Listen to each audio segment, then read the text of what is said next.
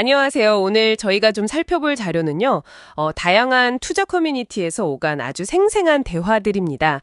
부동산 규제부터 시작해서 암호화폐 기대감, 또 자율주행 안전성 논쟁까지 시장 참여자들의 솔직한 생각들 속에서 그 중요한 맥락을 함께 짚어보겠습니다. 네, 반갑습니다.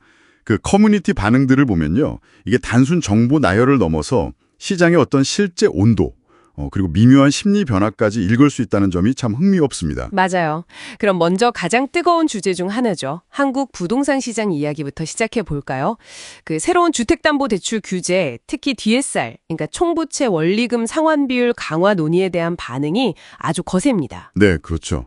연봉 1억도 대출 6억 버겁다. 이런 구체적인 예시가 막 공유되면서 미래의 현금 창출력은 충분한데 현재는 돈 없는 분들에게 가장 치명타 아니냐 이런 목소리가 나와요. 네, 그러니까 미래 소득이 기대되는 젊은 층에게는 이게 약간 사다리 걷어차기처럼 느껴질 수 있다는 거죠. 바로 그 지점인데요. 그런 불만하고 동시에 또 규제의 실효성에 대한 회의론도 커뮤니티에서 꽤 보여요.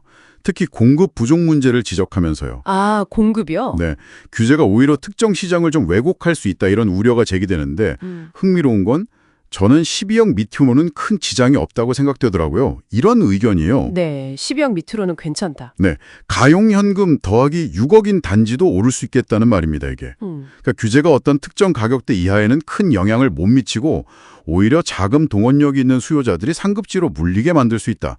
이런 시장 참여자들의 아주 현실적인 계산을 보여주는 대목이죠. 아, 그렇군요. 결국 단기 유동성 억제라는 정책 목표와는 다르게 실제로는 이 공급 부족 문제랑 맞물리면서 자산 격차를 더 심화시킬 수 있다는 인식이 깔려 있는 겁니다. 규제의 의도랑 시장의 실제 반응 사이에 좀 간격이 있다는 말씀이시네요.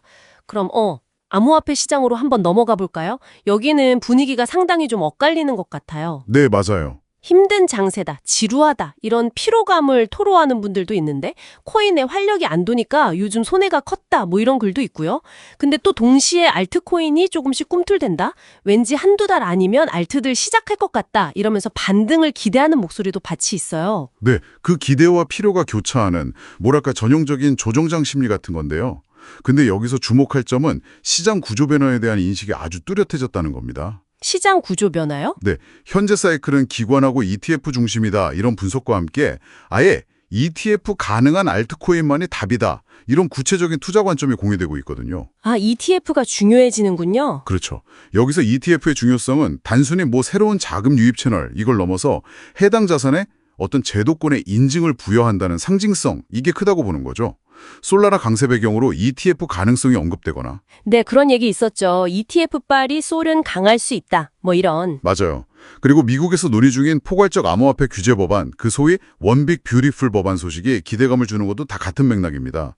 그러니까 명확한 규제하고 제도권 편입 여부가 앞으로 알트코인의 성패를 가를 핵심 변수가 될 거다. 이런 인식이 커지고 있는 거예요. 아, 기관 중심으로 시장이 재편되면서 이제 개인 투자자들도 옥석 가리기의 기준을 그 제도권 편입 가능성에서 찾고 있다. 이런 말씀이시군요. 오, 상당히 중요한 변화네요. 맞습니다. 그러니까 과거와는 좀 다른 기준으로 시장을 봐야 한다는 공감대가 형성되고 있는 거죠. 자, 그럼 마지막으로 자율주행 기술을 둘러싼 커뮤니티의 목소리 한번 들어보죠. 여기서는 이론적인 성능보다는 현실적인 안전성 문제가 핵심 이슈로 떠올랐어요. 네, 그게 중요하죠, 사실. 샌프란시스코에서 웨이모 목격담하고 테슬라 FSD 사용 경험을 비교하면서 FSD의 불안정성에 대한 구체적인 사례들이 많이 공유됩니다. 어제도 신호위반만 2번 했다. 직진해야 하는데 좌회전 차선에 서더니 직진 빨간불인데 직진하려고 하더라. 이런 경험담들이 기술에 대한 기대랑 현실 사이의 격차를 딱 보여주는 것 같아요. 네, 이런 실제 경험들이 쌓이면서 기술 접근 방식에 대한 평가도 좀 달라지고 있는 것 같아요. 괜히 웨이모가 HD 맵 다 따고 도시 하나씩 안전하게 스케일하는 게 아닌 것 같다. 이런 의견이 대표적이죠. 아, 웨이모 방식에 대한 신뢰군요. 그렇죠. 고정밀지도 그 HD 맵을 기반으로 점진적으로 서비스 지역을 넓혀가는 웨이모의 신중한 방식이 카메라 비전 중심으로 빠르게 기능을 업데이트하면서 확장하는 FSD 방식보다 실제 도로 위에서는 더 신뢰를 얻고 있다. 이런 방증으로 볼 수 있겠죠.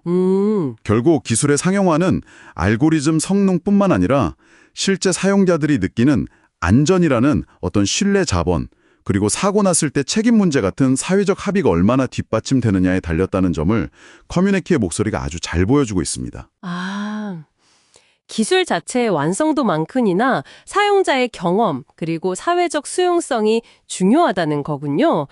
오늘 저희가 살펴본 이 커뮤니티 대화들 정말 부동산 규제부터 암호화폐 시장 변화, 자율주행 기술의 현실까지 각 분야의 핵심적인 고민과 기대를 그야말로 날 것 그대로 보여주는 것 같습니다. 네, 맞습니다. 시장 참여자들의 어떤 집단적인 심리 그리고 현실 인식이 어떻게 서로 작용하면서 시장의 방향을 만들어가는지 엿볼 수 있는 아주 흥미로운 자료였다고 생각합니다. 그렇다면 이 생생한 목소리들은 과연 미래를 예측하는 신호일까요? 아니면 그저 스쳐 지나가는 소음일까요? 여러분께서는 이 속에서 또 어떤 의미를 발견하고 이걸 어떻게 활용하고 계신지 잠시 생각해 보시는 것도 좋겠습니다.